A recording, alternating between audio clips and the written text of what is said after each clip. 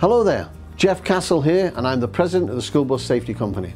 Today I'd like to talk to you about what we can do to prevent student fatalities from vehicles that pass stopped school buses.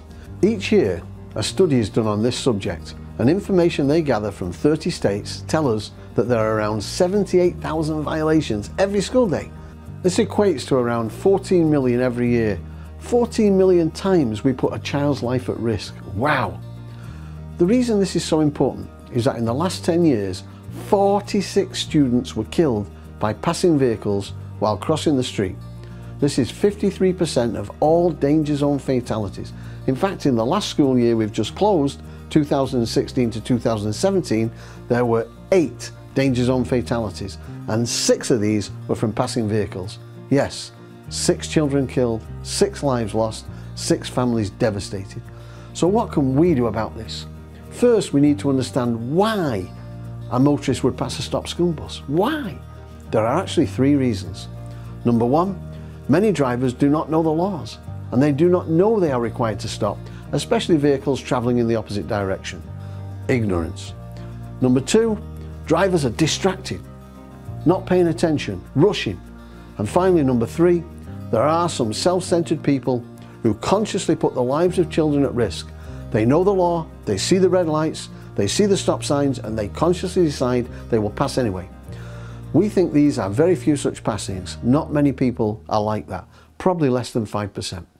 There's no actual data to accurately measure how each of these causations break down, but after many discussions with operators and interviewing people who did pass stopped school buses, it is felt that lack of knowledge is around 30%, and being distracted, not paying attention and rushing is around 65% of the cause. If we want to change behaviour, this can be done with either education and persuasion or with consequences. When we put cameras on the buses to catch violators, to punish them, this only deters the people who pass deliberately, as they may fear the fines.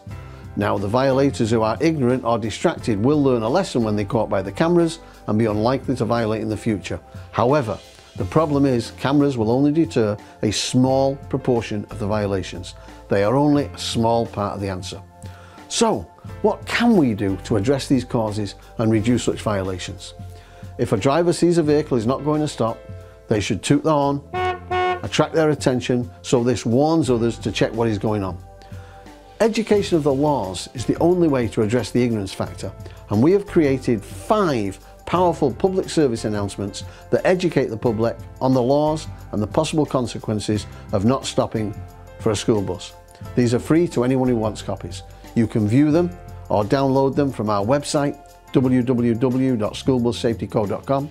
You can also order free DVD copies from this site.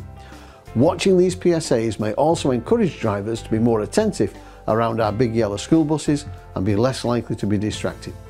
However, there's another way we can reduce fatalities from drivers who break this law. We need to get the students to always follow the correct crossing procedure. All students should stop at the edge of the bumper, look left, look right, look left again, glance at the driver, and only cross if it is safe to so do. The drivers watch the kids cross every single day. They get to see if the kids are doing it correctly. If they're not, the driver should take action every time and make them do so. So, the best action that we can take to make sure that the students follow the correct crossing procedure is by making sure they stop at the bumper, check for themselves, left, right, left, glance at the driver, and only cross when the driver confirms it is safe to do so. Unfortunately, as I follow school buses to monitor safe practices, I frequently watch students on the sidewalk look to the driver indicates they should cross, and then they walk straight across the road without stopping at the bumper and checking for themselves, and the driver takes no action. This allows the unsafe behaviour to continue at every stop every day. If we do not enforce the safe crossing procedure, this is another fatality waiting to happen. Please do your part. Make sure your drivers ensure the students are following these safe practices. Thank you, and watch out for next month's blog. Bye.